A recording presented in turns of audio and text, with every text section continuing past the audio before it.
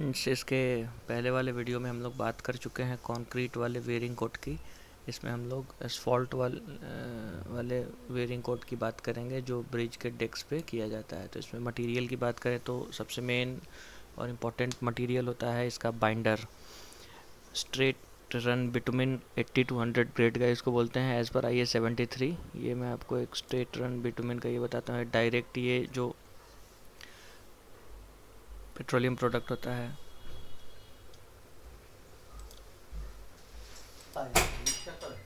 हैं?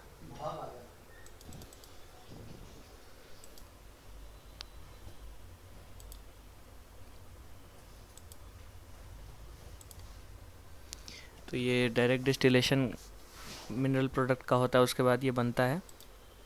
फिर आगे बात करेंगे तो इसमें जो कोर्स एग्रीगेट होते हैं ये crush stone, crushed gravel, single वगैरह यूज़ किए जाते हैं।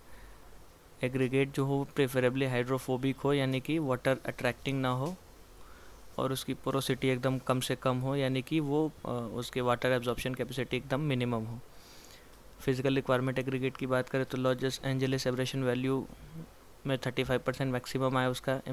Aggregate impact value AIV 30%, flakiness 35%, stripping value 25% से ज़्यादा ना हो, और वाटर एब्जॉर्प्शन 2%।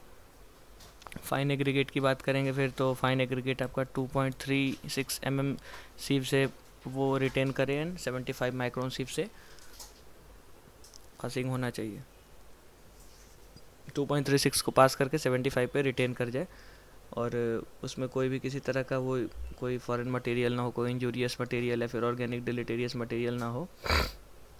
फिलर जो हो उसका मिनरल फिलर जनरली बोलते हैं। Filler shall be inert material जो 600 माइक्रोन के सीव से टोटल पास कर जाए, एटलीस्ट 90% 150 माइक्रोन सीव से पास करता हो, एंड 70% 75 माइक्रोन के सीव से पास करता हो। फिलर कुछ भी यूज़ कर सकते हैं जैसे stone dust, cement, hydrated lime, fly ash, और कोई भी नॉन प्लास्टिक मिनरल जिसकी स्वेलिंग और श्रिंकेज प्रॉपर्टी लगभग मतलब ना के बराबर हो।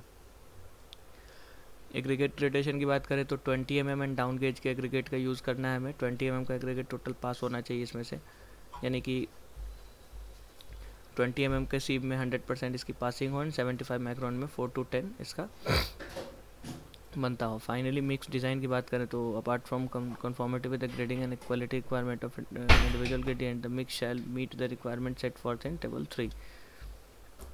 लास्ट में बाइंडर कंटेंट जो होगा, जो बाई वेट टोटल परसेंटेज में 5 to 7.5% बाई वेट होगा टोटल मिक्स के। एंड जॉब मिक्स फार्मूला की बात करें तो कॉन्ट्रैक्टर जो है वो इंजीनियरिंग चार्ज को 20 डेज़ पहले इंटीमेटेट करेगा कि मैं ये मटेरियल यूज़ करने वाला हूँ, उसका सोर्स क्या है, उसका क्या प्रोपोर्शन होगा और मटेरियल का।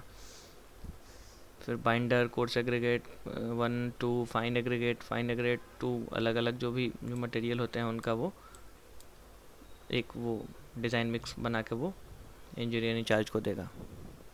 फिर बाद में उसका अप्रूवल होगा जॉब मिक्स फार्मूला का। फिर परमिसेबल वेरिएशन जो होगा कि कितना हम ऊपर या नीचे कर सकते हैं, जैसे वो हॉट मिक्स बैचिंग प्लांट जो होता है उसमें एग्रीगेट जो है उसके टॉलरेंस को हम थोड़ा सा ज़्यादा रखते हैं, लेकिन उसमें जो हमारा मेन मटेरियल है बाइंडर, इसके टॉलरेंस को हम मिनिमम रखते हैं। तो सबसे कम 0.3% प्लस माइनस हमारा बाइंडर होगा। उसके बाद एग्रीगेट पासिंग 75 माइक्रोन सीव, यानी कि फाइन पार्टिकल 1% ऊपर नीचे होगा, क्योंकि अगर ये ज़्यादा हो गया तो भी रोड वीक हो जाएगा, कम हुआ तो ऊपर उसमें हमें सेग्रीगेशन दिखेगा ऐसा।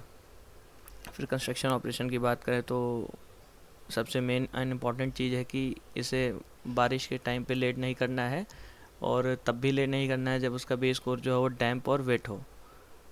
प्रिपरेशन ऑफ बेस की बात करें तो क्लीन होना चाहिए। फॉरेन मटेरियल से किसी भी तरह का कोई लूज़ और मटेरियल है कॉन्क्रीट उस पर नहीं होना चाहिए। उसको बढ़िया से वायर ब्रश से क्लीन करके उसको करेंगे। टेक कोट इमीडिएटली जैसे हम वियरिंग कोट करेंगे उसके एकदम ठीक तुरंत पहले 80/100 बिटुमिन को 7.5 से 10 किलो पर मीटर स्क्वायर एरिया में उसको स्प्रे करेंगे। फिर उसके ऊपर हम अपना वो वियरिंग कोट करेंगे। टेम्परेचर की बात की जाए तो 150 डिग्री टू 177 डिग्री एग्रीगेट उसका बाइंडर का टेम्परेचर होना चाहिए, और एग्रीगेट का टेम्परेचर 155 टू 163 होना चाहिए। दोनों के बीच के टेम्परेचर का डिफरेंस जो है वो 14 डिग्री से ज़्यादा ना हो, ये हमेशा ध्यान रखना होता है। अगर बाइंडर को ज़्यादा गर्म कर देंगे तो भी दिक्कत है कि वो जल सकता है, और कम करेंगे तो फिर वो अपने डिज़ायर्ड स्ट्रेंथ को अचीव नहीं करेगा, तो ये भी ध्यान रखने की बात है। फिर स्प्रेडिंग की बात करें तो स्प्रेडिंग हमेशा सेल्फ प्रोपेल्ड मैकेनिकल पेवर से ही करना है, जो सूटेबल स्क्रीड लगा के उसमें उसको स्प्रेडिंग, टैंपिंग और फिनिशिंग करना है। और स्प्रेडिंग के टाइम पे टेम्परेचर 121 टू 163 होना चाहिए, उससे लो ना हो उसका टेम्परेचर, तब तक उसको करेंगे। बाद में उसके लॉन्गिट्यूडनल जॉइंट जो है वो टॉप लेयर उसका वो प्रेफरेबली सेंटर लाइन के बीच ही रखना है, या फिर सेंटर लाइन से थोड़ा सा इधर उधर शिफ्ट करके वो हम लेन वाइज रखें, तब ज़्यादा उसको साइड नहीं करना है। रोलिंग जो है वो हमेशा एज के पास से स्टार्ट करना है, और वो सेंटर लाइन की तरफ जाएगा, वो 1/2 जो एरिया जो उसने रोल किया उसको ओवरलैप कराते हुए, ताकि बीच में कहीं भी वो थोड़ी सी लूज़ पॉकेट रहने का चांस कम रहे। और सुपर एलिवेटेड पोर्शन में रोलिंग जो है वो लोअर साइड से बिगिन होगा और हायर साइड की तरफ जाएगा, वो एरिया ओवरलैप कराते हुए। रोलिंग के टाइम पे रोलर जो है वो उसके व्हील को उस पर वो वाटर फिल करके उसको स्प्रिंकल कराया जाता है। जनरली इस तरह के रोलर यूज़ किए जाते हैं। यहाँ पे ये वाटर टैंक्स लगे होते हैं, ये देखिए दिखाता हूँ मैं आपको।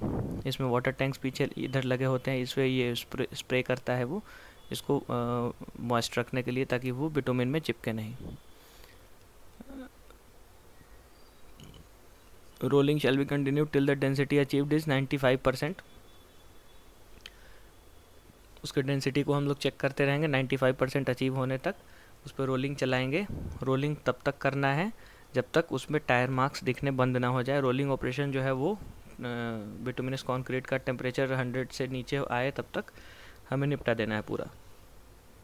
उसमें ऑयल या लुब्रिकेटिंग मटेरियल किसी तरह का ना हो, ये भी एक तरह से ध्यान रखने वाली बात है।